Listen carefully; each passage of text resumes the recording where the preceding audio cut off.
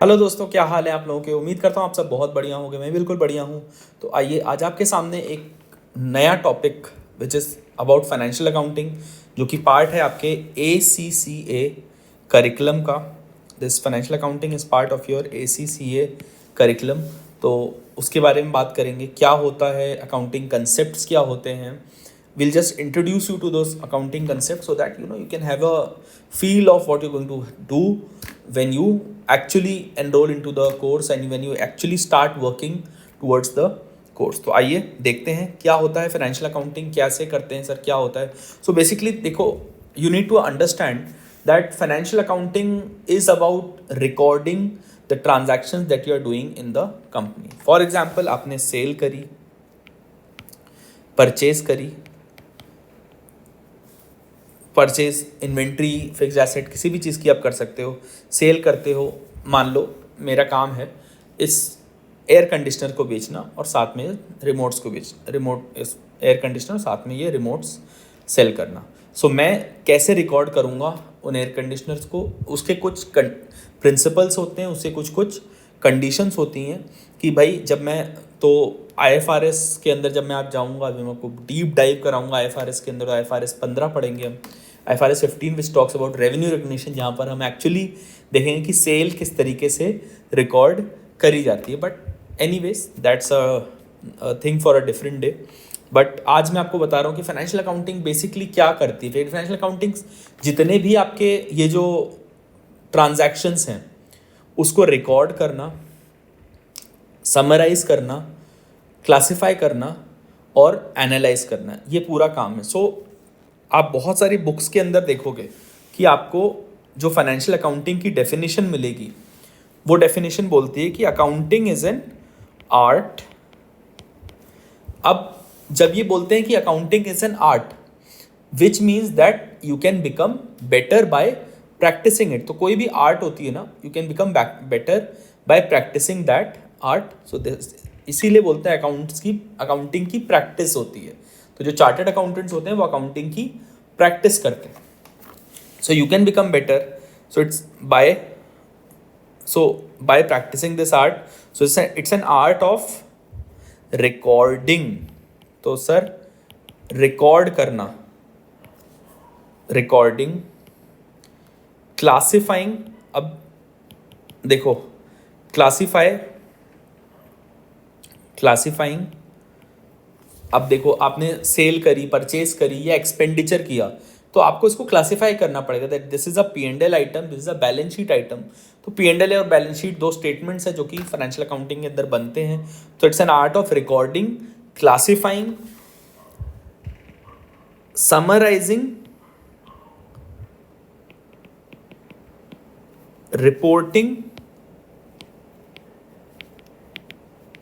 And analysing. So कौन कौन सी चीज़ों की आर्ट है ये। So it's an art of recording, it's an art of recording, classifying, summarising and analysing the information. अब जब मैं आपको बोलता हूँ कि एनालाइजिंग, तो देखो रिकॉर्ड करना, सबसे पहले सर जब भी मैं रिकॉर्ड करूँगा तो मैं रिकॉर्ड करता हूँ इसको by way of journal entries. Classify करता हूँ by way of ledger accounts, ठीक है।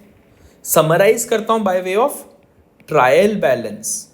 तो एक ट्रायल बैलेंस बनता है, कैसे बनेगा वो सब कुछ डीप डाइव करेंगे जब आप एक बार फाइनेंशियल अकाउंटिंग के कोर्स को एनरोल करके स्टार्ट करना शुरू करोगे।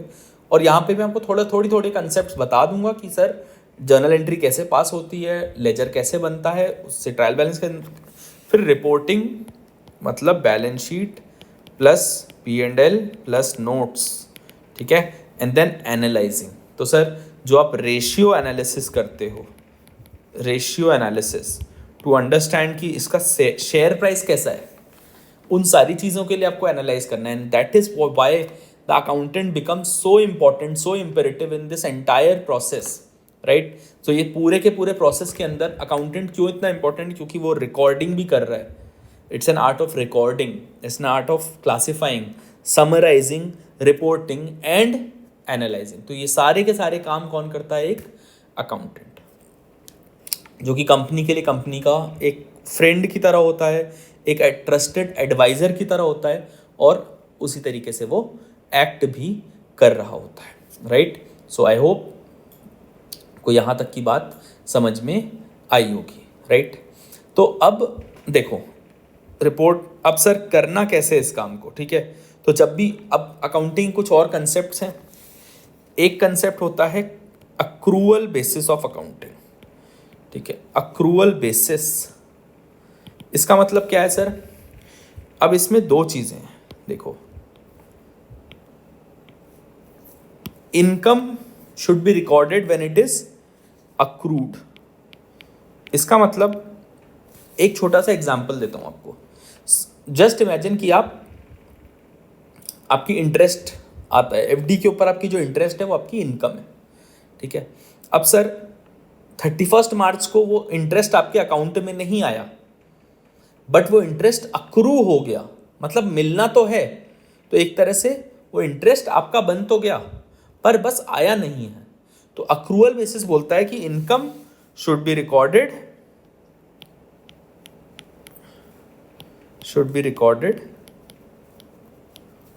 when it is accrued। इसका मतलब एफडी का इंटरेस्ट बन गया है, सो उस एफडी के इंटरेस्ट को हमने रिकॉर्ड करना है। जैसे ही वो अक्रू हो जाएगा, तुरंत ही, मतलब 31 मार्च को हमने दिखाना है कि मेरा इनकम बन चुकी है बॉस, ठीक है। उसके बाद expense should be recorded when it is accrued and not expensed, accrued and not when it is paid। क्या मतलब इसका सर? इसका मतलब है कि आपने मान लो सैलरी देनी है किसी को, जैसे ही 30th of the month, 31st of the month हो जाएगा, तुरंत आपने क्या करना होता है, the moment 30th of the month happens, you need to record it as a liability in your books कि that now boss you need to pay off that liability, right। तो आपने वो liability record कर लेनी है, same with income and same with expenditure as well। तो उम्मीद करता हूँ यहाँ तक की बात आपको समझ में आ गई। This is accrual basis। दूसरा एक कंसेप्ट होता है जिसको हम कहते हैं बॉस मैचिंग कंसेप्ट। इसको कहते हैं सर मैचिंग कंसेप्ट। सर क्या है ये मैचिंग कंसेप्ट, एक बार समझ लेते हैं। मैचिंग कंसेप्ट बोलता है कि देखो आपका जो एक्सपेंस है ना, your expense should always match your income. इसका मतलब अगर आपने एडवर्टाइजिंग पर खर्चा किया, एडवर्टाइजमेंट किया, ठीक है, तो अगर एडवर्टाइजमेंट इस पीरियड का है और उससे रिलेटेड रेवेन्यू भी इसी पीरियड में आ रहा है, दे should be matched against each other.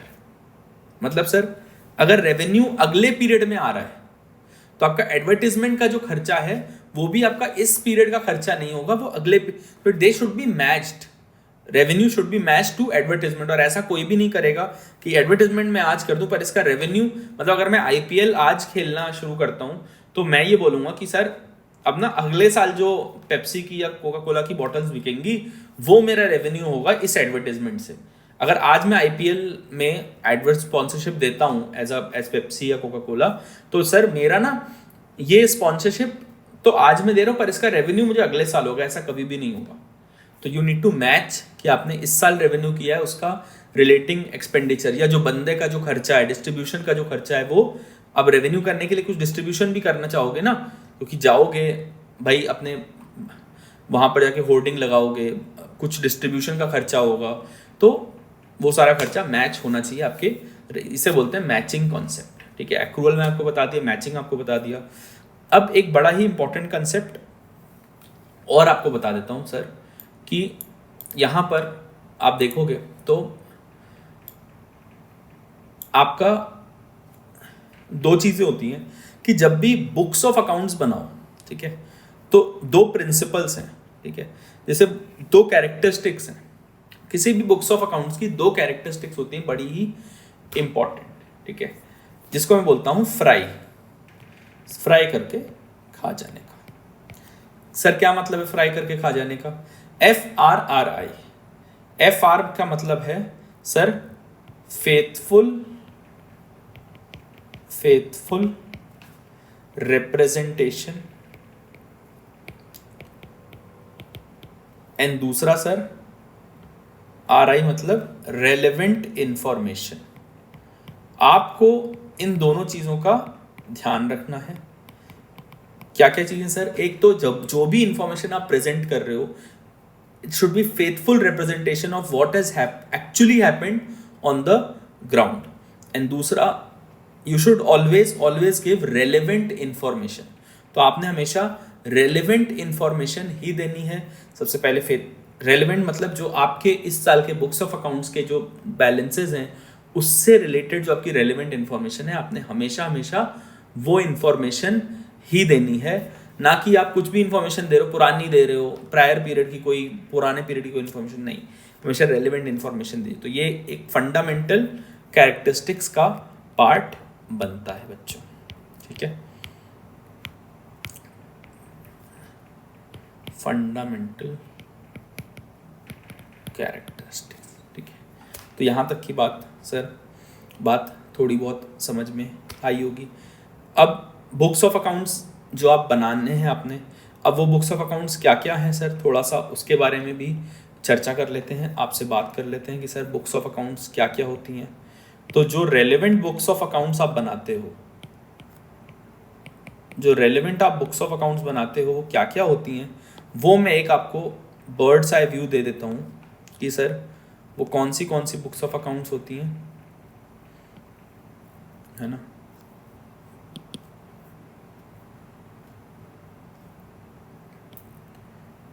So mainly the accounts that you are making, एक तो बनता है सर आपका स्टेटमेंट ऑफ फाइनेंशियल। किसी भी कंपनी में जब एनुअल रिपोर्ट उठाओगे तो आपको ये बुक्स मिल जाएंगी, ये बुक्स ऑफ अकाउंट्स मिल जाएंगे, स्टेटमेंट्स ऑफ फाइनेंशियल पोजीशन, जिसको आप बोलते हो बैलेंस शीट, बैलेंस शीट। दूसरा आता है आपका स्टेटमेंट ऑफ प्रॉफिट और लॉस, जिसको आप बोलते हो P&L, जो नाम से समझ में आ जाएगा, ठीक है। देन साथ में आपके आता है statement of cash flows,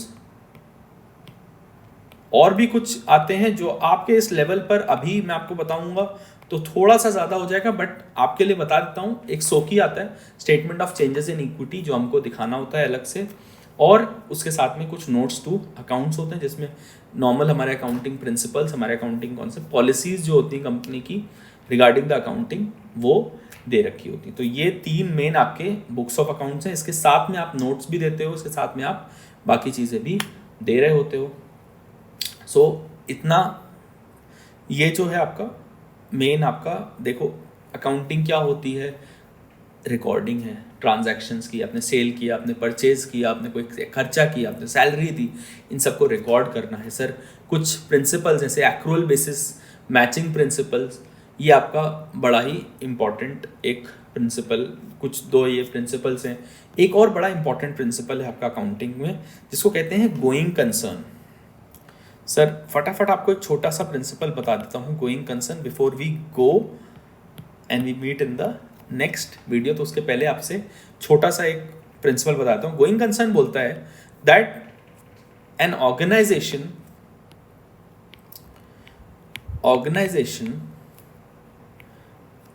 will continue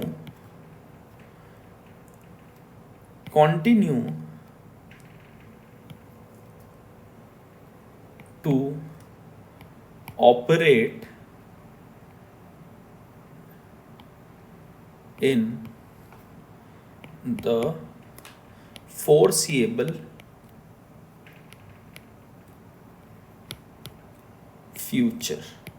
तो एक ऑर्गेनाइजेशन जो है वो आने वाले कुछ टाइम के लिए कंटिन्यू करती रहेगी, बंद नहीं होगी। ये एक बड़ा इंपॉर्टेंट अजम्पशन होता है जब भी मैं बुक्स ऑफ अकाउंट्स बनाता हूँ, और इसी वजह से मैं प्रोविजंस बनाता हूँ, इसी वजह से मैं रिजर्व्स कैरी करता हूँ। वरना तो मैं सारे प्रोविजंस को ख़त्म कर दूँ और सारे उसको रियलाइज़ कर लूँ रिजर्व्स को, पर मैं ऐसा नहीं करता, क्योंकि गोइंग कंसर्न बोलता है कि company is going to continue for a foreseeable future. ठीक है, तो ये छोटा सा एक अजम्पशन है गोइंग कंसर्न का। जब आप आओगे इस कोर्स के अंदर, आप हमसे मिलोगे, तो हम आपको और डिटेल के अंदर काफ़ी सारी बातों को समझाएंगे।